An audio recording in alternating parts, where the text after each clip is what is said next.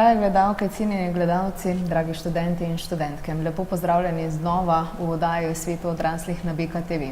Tudi tokrat bomo govorili o zanimivih in poučnih temah. No, kot prvo pa se bomo predali po potovanju študentov in sicer spregovorili bomo o tem, kakšne so možnosti študijskih izmenjav in o projektu Erasmus. No, več o tem pa nam bodo zaupali oziroma nam bosta zaupala predstavnika in študentske organizacije Univerze v Mariboru in sicer sekretarka oddelka za mednarodno sodelovanje Katja Ošlak in Klemen Zapečnik, vodja projekta Kako v tujino. Lepo pozdravljena. Bravo. Tako, torej izmenjava študentov pod imenom, se pravi Erasmus izmenjava, pravzaprav gre za izmenjavo študentov tako naših kot tujih k nam, gre pa tudi za izmenjavo izkušenj, za pridobivanje novih izkušenj, novih veščin, tudi novih znanj. Pravzaprav, kaj torej omogoča ta izmenjava? Kaj mogoče izmenjava? Pridobivanje mednarodnih izkušenj, spoznavanje novih ljudi, novega okolja. Tudi da sebe postavimo v neko situacijo, ki je še ne poznamo do takrat, da številni mladi prvič živijo na svojem, ne pri starših. Komuniciranje v tujem jeziku, to je en tak velik plus. Torej, kar nekaj je prednosti, predvsem pa je verjetno to, da se osamosvojimo na nek način, da znamo poskrbeti sami zase in seveda, da pridobimo veliko novih izkušenj, pa tudi znanj, ne? Kajti vemo, da izmenjava v tujini je malo drugačen sistem, morda šolanja, kaj je drugače za upravljati, ampak pravzaprav tudi vidva sta bila sama del tega, kako se sploh lotiti tega, kako sploh priti do Erasmus izmenjave in seveda, kaj ta ponuja. Erasmus izmenjava se v bistvu začne nekje januarja ali pa februarja na informativnem sestanku, ki ga organizirajo koordinatorji mednarodnih pisarn na posameznih fakultetah. Tam na informativnem sestanku zvejo študenti vse informacije, torej kdaj se prijavijo, kje se prijavijo, kakšne dokumente rabijo. Potem pa izpolnijo dokumentacijo o predmetih, ki jih bojo upravljali v tujini, da se jim priznajo na domači fakulteti. Temu pa sledi še zelo pomemben korak, to je iskanje stanovanja ali pa študentske sobe. No, že več informacij pa jim boste podali tudi kar ta teden, ta četrtek 30. novembra, boste namreč predstavili projekt Kako v tujino. Kaj vse boste torej podali študentom? Zakaj gre, kaj je namen projekta tudi? Torej, glavni namen tega projekta je posredovati informacije o vseh možnostih, ki imajo študenti v tujini. Povedali jim bomo vse o študijskih izmenjavah, o prostovoljstvu v tujini, delu v tujini, praktičnih usposabljanj v tujini, udeležbi na mednarodnih konferencah, poletnih šolah in tako naprej. Skratka, vse informacije na enem mestu. Ideja tega dogodka pa je tudi v bistvu spodbuditi študente za odhod v tujino in zmanjšati to njihovo dilemo pri tej odločitvi z odgovarjanjem na njihova najbolj pereča vprašanja in nekako znižati ta strah pred odhodom. In jim dati pogum, da gredo, ne? Tako. Oba sama sta bila del te Erasmus izmenjave oziroma študentske izmenjave, dobila sta te izkušnje. Pravzaprav, zakaj torej si dati možnost, da greš študirati oziroma da greš na eno takšno izmenjavo? Kaj je vama doprinesla, kaj vaju je naučila? Prvo. Morda kar Katja, ja. Kaj mi je doprinesla? Ja, ogromno nekih prijateljev iz tujine. Spoznala sem, kako je živeti sama. Sama sem si kuhala, urejala vse stvari, tudi pač komuniciranje v tujem okolju. V bistvu to, no. Klemen? Ja, meni pa motivacija bila predvsem to, da grem nekam v tujino, da grem na svoje, da doživim nekaj čisto novega, čisto drugačnega. In to sem doživel še bolj, kot sem si želel. Torej, moja izkušnja je bila zelo specifična. Pred odhodom sem imel dogovorjeno vse za stanovanje, vse že urejeno. Tik pred odhodom, oziroma tak dober teden pred odhodom, pa ugotovim, da stanovanje, ki sem ga že imel rezerviranega, ne obstaja in bi šel nekam, kjer nisem imel stanovanja. Tako pozno pred odhodom pa tudi nisem več mogel dobiti drugega stanovanja in sem porabil 5 tednov da sem iskal novo stanovanje, medtem sem pa couchsurfal. Torej, ena takšna zelo zanimiva izkušnja, ne? Pravzaprav, torej, kakšne napotke dajete, kako sploh se lotiti te Erasmus izmenjave? Verjetno se že tukaj pojavi čisto na začetku ta dilema, kako pristopiti, kje sploh se prijaviti, kako, na kakšen način, a ne? Kaj nekako priporočate? Začetek sigurno informativni sestanek na fakultetah, tam dobijo vse informacije, ki jih potrebujejo. Potem pa ne pozabiti čim prej se lotiti iskanja stanovanja in če je stanovanje v lastni režiji, torej ne študentski domovi, obvezno preveriti, komu pošiljate, ne vem, depozit in prvi mesec nakazila. Poleg tega pa čim prej tudi letalske karte in vse ostalo urejati, zato ker pravi čas se da vse bolj poceni urediti. Jaz bi to dodala še, da morajo biti pozorni na roke, teh je kar nekaj, in pa da naj se s profesorji na domači univerzi dogovorijo vnaprej o teh zamenjavah predmetov, pravopisni sporazum se sklene, da potem, ko pridejo nazaj, nimajo problemov s tem priznavanjem predmetov. Kakšni problemi se lahko tukaj pojavijo? Zapleti, bolj kot problemi mogoče, no? Ja, če se ne dogovoriš vnaprej, lahko nekaj predmetov v tujini opravljaš, pričakuješ, da ti bodo profesori pri nas te predmete priznali, pa potem preprosto ne želijo, ker mogoče se določene specifike predmeta ne ujemajo in potem ostaneš brez ECTS-ov in mogoče tudi brez letnika v najslabšem primeru. Da. Torej tudi vse te informacije jim boste podali ta četrtek 30. novembra na predstavitvi projekta Kako v tujino, drži? Tako. Ta dogodek bo 30. novembra na Štuku, začel se bo ob 5:30. Takrat se bo začela mednarodna tržnica, kjer se bojo predstavljala vsa društva in organizacije, ki omogočajo mladim, da grejo v tujino, bodisi na študentsko izmenjavo, prakso, karkoli drugega. Ob 6. se bo začela okrogla miza na temo težav, ki so jih imeli študenti v tujini in kako so jih reševali. Tu bodo sodelovali študenti, ki so bili v tujini in so nabrali takšne in drugačne izkušnje. Po okrogli mizi pa bomo vse udeležence dogodka povabili na brezplačno kavo ali pa čaj, da bojo z temi udeleženci okrogle mize lahko poklepetali na bolj neformalen klepet. Zakaj si dati priložnost iti na eno takšno študentsko izmenjavo? Iz vajnih izkušenj. Zakaj ne izberejo ta pogum, da se tega udeležijo? Številni strahovi so, ki so delno upravičeni, naprimer, eni mislijo, da nimajo dovolj denarja, da bi lahko šli, ampak so določene destinacije, kjer štipendija pokriva vse stroške. Potem se bojijo, da ne znajo dovolj dobro tujih jezikov, ampak tudi sem bil na izmenjavi z Španci, Francozi, ki si kruha niso znali naročiti v trgovini, pa so vseeno izpite naredili. Tako da, strahovi obstajajo, ampak večina neupravičenih. Dobro, sicer pa ste v oddelku za mednarodno sodelovanje ŠOUM-a zelo aktivni tudi sicer in samo na kratko še, kaj vse boste v tem letu počeli? Ja, v tem letu poleg dogodka Kako v tujino organiziramo še internacionalni predbožični ples, ta bo 11. decembra in bo namenjen Erasmus študentom in slovenskim študentom. Osnovna ideja pa je medkulturno povezovanje ob učenju plesa. Samo nekaj dni zatem, 15. decembra, organiziramo tudi predbožično ekskurzijo v Budimpešto. Trenutno pa delamo tudi na celoviti prenovi našega spletnega portala Šmic, ki bo prišel na sceno kmalu po novem letu in bo vseboval vse informacije v zvezi z odhodom v tujino, tako da bodo lahko študenti vedno na tekočem z aktualnimi zadevami. Skratka, imate zelo aktivno in pestro, pa tudi veliko informacij podajate našim študentom in študentkam. Vse dobro vam želim, čim več uspešnih izmenjav in naj jih bo čim več. Hvala. V nadaljevanju pa bo govora o zanimivem in uspešnem projektu študentov Univerze v Mariboru, namreč razvili so dirkalnik.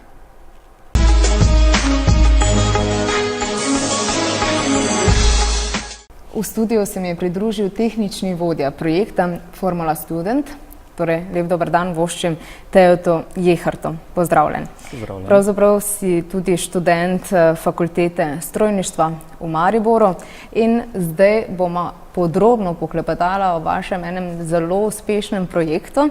Namreč razvili ste en dirkalnik, formulo, ki pa je bil zelo uspešen v sezoni 2016-2017. Drži? Tako, to je bila sigurno ena izmed naših najuspešnejših sezon. Nek koncept dirkalnika smo pripeljali do takšnega nivoja, da je postal izredno hiter, izredno zanesljiv in z njim smo dosegli našo najvišjo skupno uvrstitev do sedaj. To je bilo na tekmovanju v Angliji, v Silverstonu. Verjetno bodo vsi ljubitelji motošporta vedeli, da gre za meko motošporta. In tam smo dosegli skupno 8. mesto izmed 80 ekip, kar si vsekakor štejemo v izreden uspeh. Poleg tega smo dosegli posebno nagrado strani podjetja Mercedes-AMG High Performance Powertrains, ki je naš pogonski sklop ocenilo za najboljšega. Prejeli pa smo tudi nagrado za najboljšega individualnega voznika. Skratka, vsekakor izredno uspešna sezona.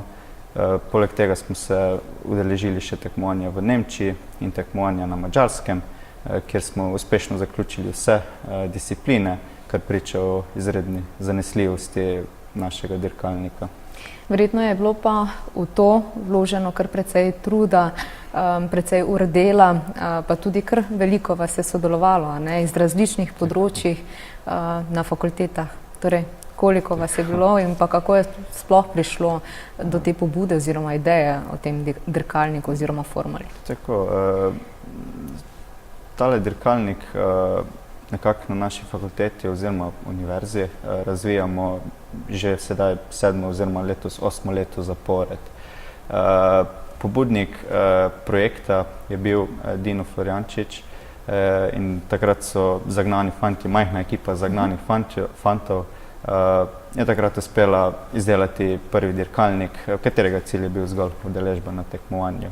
No, takrat se je zgodba razvijala leto za letom, znanje se je prenašalo, imeli smo vedno več stikov s podjetji, s katerimi smo sodelovali in tako smo lahko vsako leto izdelali vedno bolj kompetentni dirkalnik. Tako kar precej suporta ste dobili z strani sponzorjev, donatorjev in pa seveda podpornikov te ideje, ne? Ste zadovoljni? Ja, sigurno smo zadovoljni. Vsekakor si pa želimo v bodoče te odnose še izboljšati oziroma nekako doseči še več pomoči strani naših sponzorjev. Naši sponzorji so večinoma tudi sami morda entuzijasti motošporta ali pa v nas preprosto vidijo nek potencial, nek izredno kompetenten kader, ki bi se kasneje morda zaposlil pri njih. Tako da gre za neko dvostransko sožitje. Kako so vas pa spodbujali na posameznih fakultetah, na univerzi v Mariboru nasploh? Kako so sprejeli to vašo idejo in seveda potem celoten projekt in celotno stvar, ki so lahko videli in poskusili? Vsekakor se predstavnikom fakultete oziroma univerze zelo dobro zdi, da izvajamo takšen projekt, kajti izredno radi nas uporabijo za svojo promocijo. Žal pa moram poudariti, da je vedno pobuda na strani študentov. Se pravi, mi smo tisti, ki vodimo projekt, ki nekako ga spodbujamo tudi v tistih težkih trenutkih, ga nekako vlečemo naprej iz sezone v sezono in žal finančna sredstva pridobivamo zgolj strani podjetij, medtem ko strani univerze le redko. Omenila sva veliko nagrad, ste poželi tako v tujini kot v Sloveniji. Kaj so torej te karakteristike oziroma kaj vas je izoblikovalo, da ste sprejeli vse te nagrade? Se pravi, kaj je botrovalo k temu, ne? Ja, hitrost na eni strani, kaj še poleg tega?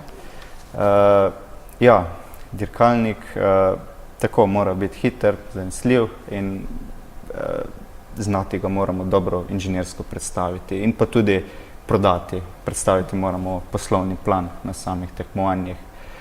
In lastnosti hitrega dirkalnika so vsekakor nizka masa, nizko težišče in pa težišče, ki je zbrano čim bolj v centru avtomobila.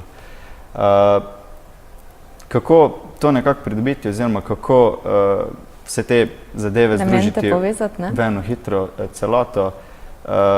Ja, potrebno je nekaj znanja, predvsem pa veliko entuzijazma, da uspemo izredno močan tempo dela zdržati skozi celotno sezono. Torej, znanje, entuzijazem, voljo, pogum imate. Ste morda razmišljali tudi v tej smeri, da bo pa to morda nekoč plod celo kakšne dobre podjetniške ideje, da boste uspeli tudi na tem področju? Večkrat se znotraj ekipe pojavljajo takšne ideje, ja. Ampak dejstvo je, da bi bila tukaj klientela oziroma trg kupcev izredno ozek, šlo bi za nek dirkalnik, za vikend dogodke in šlo bi za drag dirkalnik. Tukaj govorimo o cenah preko 40-50 tisoč evrov in sigurno trg kupcev ne bi bil velik. Razmišljali smo že tudi o možnostih najema dirkalnika za čez vikend. Skratka, opcij je veliko, ampak vsekakor bi bilo pa potrebno dobro preučiti trg, preden bi se neko tako investicijo podali. Kje po vaše bi ga lahko dobro uporabili?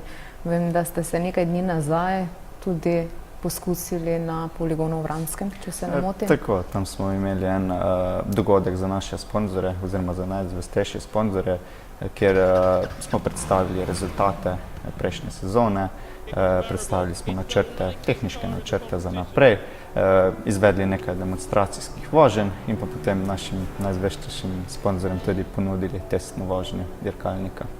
Torej, kakšni so načrti za naprej, za leto 2018 oziroma za novo prihajajočo sezono? Boste šli še nadgradnjo višje ali pa kaj novega obitate?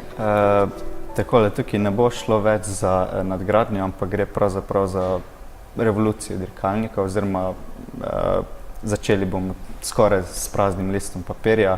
Dirkalnik bo zasnovan povsem na novo bo zasnovana šasija, s katero bomo dosegli boljše trdnostne lastnosti.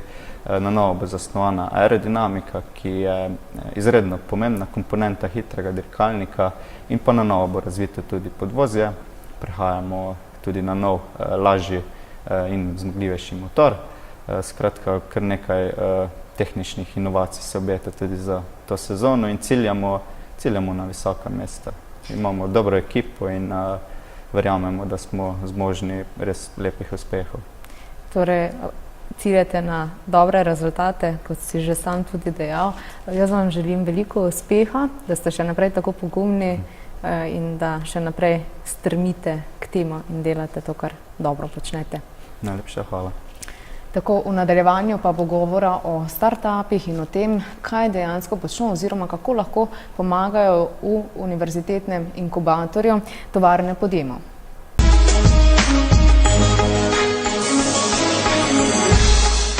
Tako, v studiu se mi je pridružil vodja univerzitetnega inkubatorja Tovarne podjemov, gospod Jure Vrhovnik. Lepo pozdravljeni. Lep dober dan.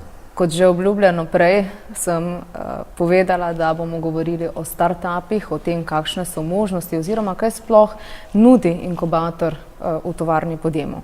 Pa me najprej zanima, na vaši spletni strani, ko sem malo brskala in gledala, sem prebrala, da ste zapisali, da ste ekipa, ki pomaga uresničiti podjetniško idejo in izgraditi uspešen startup oziroma podjetje. Točno, se pravi samo poslanstvo, vizija, vrednote inkubatorja Tovarne podjemov, ki je bil ustanovljen dejansko že leta 2001, je vse skozi oblikovati programe, nuditi programe in pa podpreti tiste posameznike, inovativne posameznike skupine, ki imajo željo in cilj iz svoje idej, ki jih imajo, razviti lasten posel. Se pravi posel, ki bi jim hkrati omogočil preživetje in pa upravljanje tiste zadeve, ki jih interesira in seveda vsi vemo tisto, kar nam je všeč, kar nam je blizu, kar nas veseli točno, smo seveda bolj uspešni kot tisto, kar moraš delati.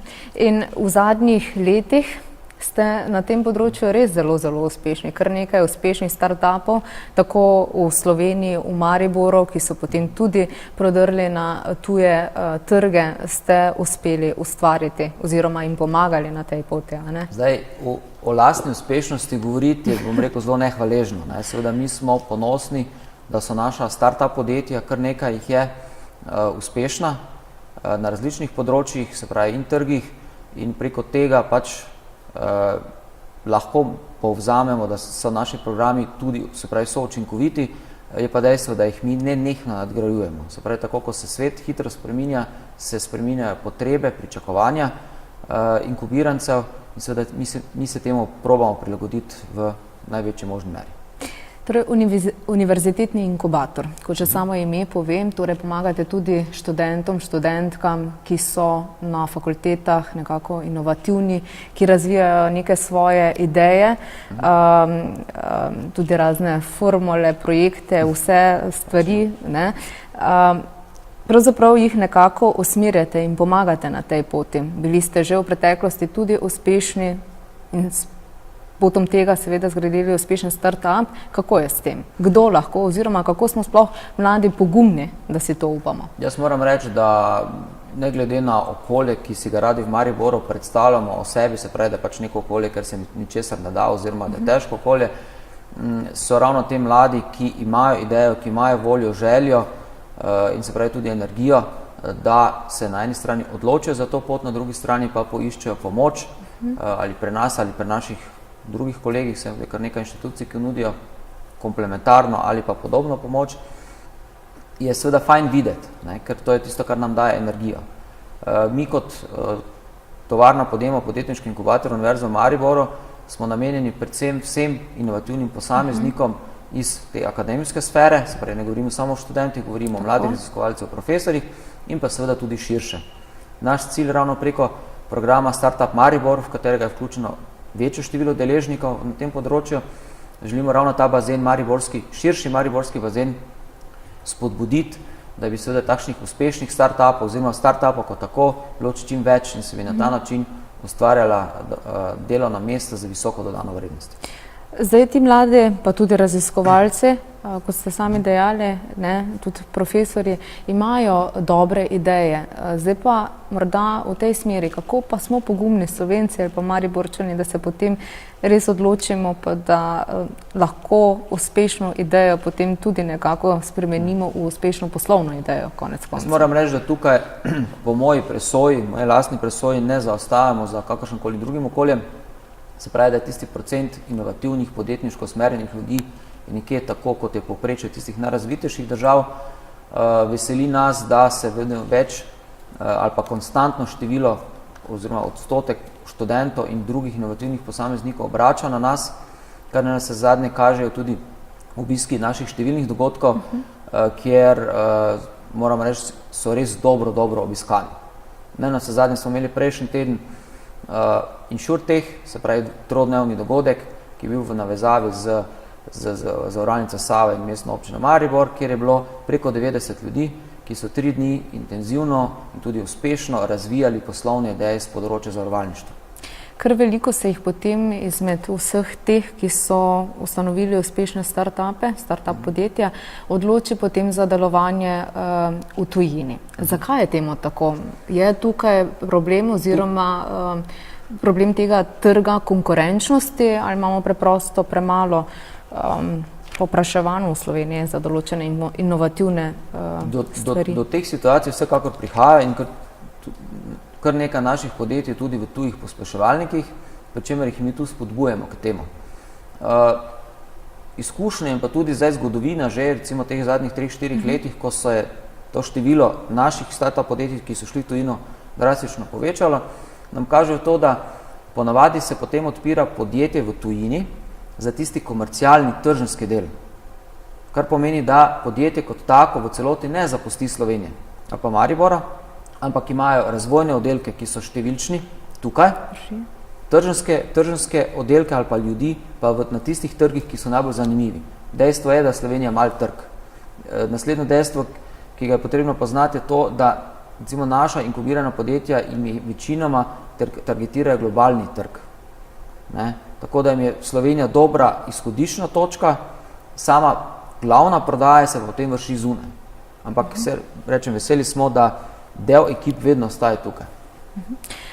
Bi morda še ob koncu dala kakšno misel, nasvet ali pa pobudo mladim oziroma tistim, ki delujejo na nekem raziskovalnem področju, ki imajo dobro idejo in ki jo lahko tudi dobro podjetniško izkoristijo, da izberejo ta pogum in se odločijo za kakšen start-up?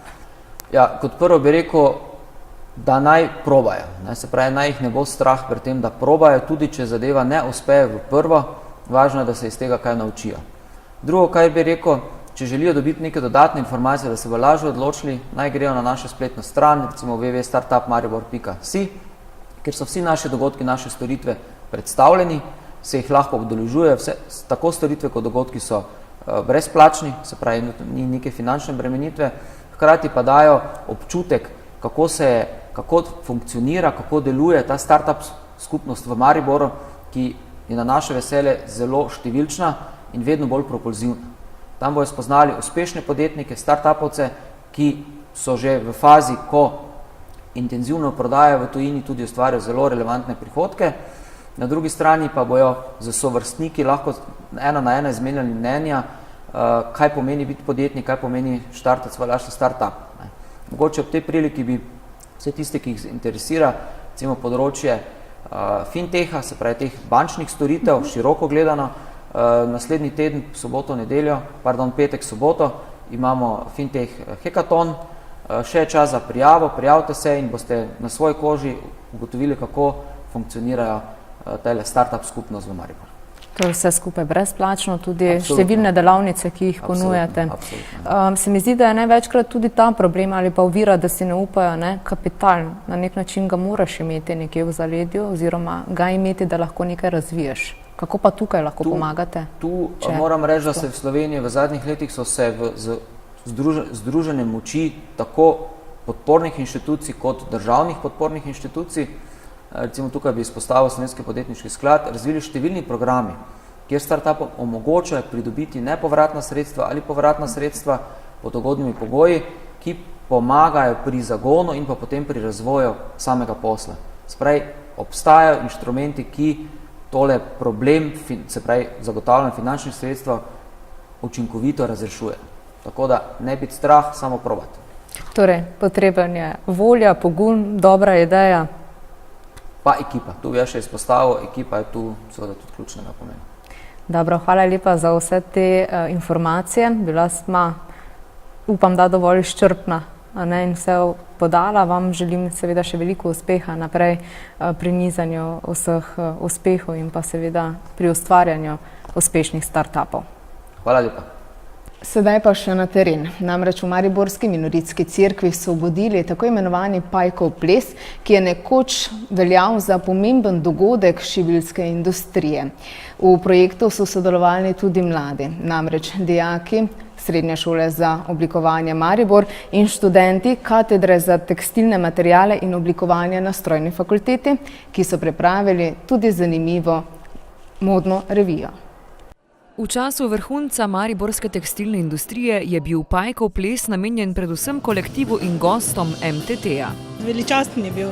Jaz upam, da se bo s tem mogoče tudi ta industrija ponovno oziroma na novo obudila. Kot študent in kasneje takoj, ko sem začel delati, smo se ga udeleževali. Sicer mislim, da samo dvakrat samo, ker potem se je stvar izjalovila in smo začeli bolj na strojniškega hoditi in tako naprej. Zanimivo. Pajki in mreže so na vsakem dogodku krasili prostor. Ta del tradicije so ohranili tudi na obuditvi večera. Tovarno pa so ohranjali v spominih. Moramo malo razlikovati med tem, kar je nekoč bilo, pa kar je seveda sedaj. Potonila je, vendar dediščina je ostala in na tem tudi gradimo. Moram priznati, da skozi projekte sem spoznala in tudi na prvo roko videla, da so dijaki, torej srednje oblikovne šole in srednje trgovske šole odlični. Moram pohvaliti katedro za tekstilno tehnologijo in materijale, ki so pokazali odlično mero inovativnosti in tehnološkega napredka. Mariborski dijaki in študentje so svoje izdelke predstavili na modni reviji v 2 sklopih, a na poti do končnih izdelkov so se morali veliko naučiti. Najprej so študenti v muzeju raziskali vzorce, ki so jih proizvajale te naše tekstilne industrije.